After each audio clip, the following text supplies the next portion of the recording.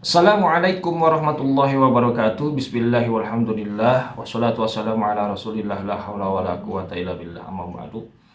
Pada postingan video kali ini saya akan menjawab pertanyaan seorang ustadz yang mempertanyakan mana bukti ulama salaf ahlus sunnah yang mentakwil sebagaimana yang ada di dalam video berikut ini. Apa buktinya para salaf mentakwil? Iya. Dia bawakan nas-nas yang dia salah paham. Itu ada katanya aidin, tangan-tangan diartikan kekuatan. Mana ayatnya? Wasama abadainaha bi aidin wa inna lamusyun. Langit kami bangun dengan kekuatan ditafsirkan. Nah, itu aidin. Aidin itu kamu pahami apa? Aidin jama dari yadun, artinya tangan-tangan. Nah, itu dasarnya dia tidak paham bahasa Arab. Aidin itu bukan dari yadun jamanya aidin, tapi aidin itu bi aidin itu dari kata ada yaidu aidan, dia masdar. Idza qawiya washtadda itu dikatakan ada yaidu aidan. Kalau dia kuat dan keras, itu disebut apa? Ada yaidu aidan dalam bahasa Arab.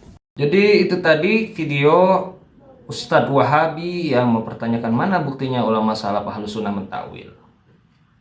Kaum muslimin yang dirahmati Allah Subhanahu wa taala. Sungguh sangat memprihatinkan sekali apabila umat diajarkan oleh seorang ustadz yang minim ilmu. Sehingga orang-orang awam yang diajarkan oleh ustadz tersebut bukannya menjadi ahli ilmu, melainkan menjadi ahli fitnah. Ya contohnya seperti di dalam masalah ini, terkait apakah ada ulama salaf ahlus sunnah yang mentakwil. Apabila orang-orang awam mengatakan tidak ada ulama salaf ahlus sunnah yang mentakwil, tetapi faktanya ada yang mentakwil, maka seketika itu mereka menjadi ahli fitnah di dalam akidah. Jadi sebenarnya kasihan orang-orang yang terjerumus ke dalam pemahaman-pemahaman yang keliru di dalam akidah, dikarenakan ajaran ustadz-ustadz yang minim ilmu. Padahal tujuan mereka itu sudah bagus, yaitu ingin hijrah, ingin menuntut ilmu, tapi bukan ilmu yang didapat, malah menjadi ahli fitnah. Di dalam video sebelumnya saya sudah membuktikan takwil Imam Ibnu Khuzaimah di dalam hadis Allah menciptakan Adam sesuai bentuknya, di mana Imam Ibnu Khuzaimah mentakwil bahwa yang dimaksud adalah sesuai bentuk orang yang dipukul, bukan sesuai bentuk Allah. Dan Imam Ibnu Khuzaimah ini adalah seorang ulama salaf, murid dari Imam Al-Muzani. Dan Imam Al-Muzani adalah murid dari Imam Syafi'i. Apa yang dikatakan Ibnu Khuzaimah jelas menyalahi pendapat Wahabi, di mana di dalam hadis Allah menciptakan Adam sesuai bentuknya, menurut Wahabi domirnya tidak boleh dipalingkan kepada selain Allah, sehingga bisa disimpulkan bahwasanya apa yang dikatakan Imam Ibnu Khuzaimah itu adalah takwil yang menyalahi pendapat ustadz-ustadz Wahabi. Pada video kali ini saya akan membuktikan takwil ulama salaf ahlus sunnah yang lain, yaitu takwil Imam Ibnu Qutaibah terkait hadis Allah turun ke langit dunia, di dalam kitabnya yang diberi nama Ta'wil Mukhtalifil Hadis. Ini dia kitab Ta'wil Mukhtalifil Hadis karya Imam Ibnu Qutaibah. Redaksi kitabnya ada di halaman 397. Selain ini saya juga akan meringkas biografi Imam Ibnu Qutaibah yang saya kutip dari kitabnya Imam Adz-Dzahabi yang diberi nama Kitab Syarh A'lam An-Nubala juz 13. Ini kitab Syarh A'lam An-Nubala juz 13 dan redaksi kitabnya dimulai dari halaman 296. Kitab-kitab ini nanti bisa di-download ya, karena linknya saya cantumkan di deskripsi. Dan tadi yang sudah saya tandai, sudah saya ketik ulang di sini. Sudah saya beri harokat dan sudah saya tulis terjemahannya. Nanti ini pun bisa di-download, linknya saya cantumkan di deskripsi supaya netizen bisa dengan mudah membacanya kembali. Mari kita kaji takwil Imam Ibnu Qutaibah. Imam Ibnu Qutaibah berkata, "Fa in qila lana kaifa nuzulu minhu jalla wa azza?" Maka jika dikatakan kepada kami bagaimana turunnya Dia yang Maha Agung dan Maha Mulia, qulna la nahtimu ala nuzuli minhu bisya'in. Kami menjawab, kami tidak memastikan cara turunnya dengan sesuatu yang spesifik.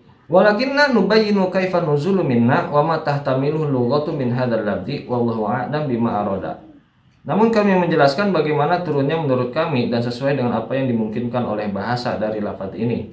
Allah lebih mengetahui apa yang Dia maksudkan. Wa nuzulu minna yakunu bi ma'nayaini. Dan kata nuzul atau turun menurut kami memiliki dua makna. Ahaduhuma lil intiqali an makanin ila makanin kanuzulika minal jabali ilal hadidi wa minas sathi ilal dari. Makna pertama, perpindahan dari satu tempat ke tempat lain, seperti turunnya kamu dari gunung ke lembah atau dari atap ke dalam rumah. Wal ma'na al-akharu iqbalu ka'ala syai'i bil iradati wan niyati. Makna yang lain menghadap pada sesuatu dengan kehendak dan niat. Wa kadzalikal hubutu wal irtiqa'u wal bulugu wal masiru wa asbahu hada minal kalam. Demikian pula hanya dengan kata hubut atau turun, sinonim dari kata nuzul, naik, mencapai, sampai, dan istilah-istilah serupa dalam pembicaraan. Wa mithalu dzalika ayas'alaka sa'ilun an mahalli qaumin minal a'rabi wa huwa la yuridul masyira ilaihim. Contohnya, jika seseorang bertanya kepadamu tentang tempat tinggal suatu kaum dari kalangan Arab, sementara dia tidak bermaksud benar-benar menuju mereka. Fataqul lahu idza sirta ila jabali kada fanzil minhu wa khudh yaminan. Maka kamu menjawab kepadanya, jika kamu sampai ke gunung ini, turunlah darinya dan ambillah arah kanan. Wa idza sirta ila wadi kada fahbit fihi thumma khudh shimalan. Jika kamu sampai ke lembah ini, turunlah ke dalamnya, lalu ambillah arah kiri. Wa idza sirta ila ardi kada fa'tali hadbatan hunaka hatta tashrifa alaihim. Jika kamu sampai ke tanah ini, naiklah ke dataran tinggi di sana hingga kamu dapat melihat mereka. Wa anta la turidu fi syai'in mimma taquluhu if'alhu bi badanika, innama turidu if'alhu bi niyatika wa qasdika. Dan kamu tidak bermaksud dalam apa yang kamu katakan agar hal itu dilakukan dengan tubuh, tetapi kamu bermaksud agar hal itu dilakukan dengan niat dan maksud. Wa qad yaqulul qailu balagta ilal ahrari tashtimuhum wa sirta ilal khulafa'i tat'anu alaihim wa jita ilal ilmi tajhadu fihi wa nazalta an ma'alil akhlaqi ilad danaati. Maka seseorang bisa berkata, kamu telah sampai kepada orang-orang mulia untuk mencaci mereka, mendekati para khalifah untuk mencela mereka, datang kepada ilmu untuk meremehkannya, dan turun dari ketinggian akhlak mulia ke dalam kehinaan. Walaysa yuradu fi syai'in min hadza intiqalul jismi. Dan dalam hal ini tidak dimaksudkan perpindahan fisik. Wa innama yuradu bil qasdu ila syai' bil iradati wal azmi wan niyati. Dan pastinya yang dikehendaki dengannya adalah maksud yang dilakukan dengan kehendak, tekad, dan niat. Wa kadzalika qaulu jalla wa azza innallaha ma'al ladzina taqaw wal ladzina hum muhsinun. Demikian pula firman-Nya yang Maha Agung dan Maha Mulia, sesungguhnya Allah bersama orang-orang yang bertakwa dan orang-orang yang berbuat kebaikan. La yuridu annahu ma'ahum bil hululi walakin bin nusrati wa taufiqi wal hiyatati. Tidak dimaksudkan bahwa Allah bersama mereka secara tempat, tetapi bersama mereka dengan pertolongan, taufik, dan perlindungan. Kitab Ta'wil Mukhtalifil Hadis halaman 397. Jelas sekali di sini Imam Ibnu Qutaibah mentakwil hadis Allah turun ke langit dunia karena tidak memahaminya secara hakikat, yaitu perpindahan fisik dari atas ke bawah, tetapi dengan makna majaz yang bukan dengan arti sebenarnya turun, tetapi yang dikehendaki adalah maksud yang dilakukan dengan kehendak, niat, dan tekad. Lalu siapa Imam Ibnu Qutaibah?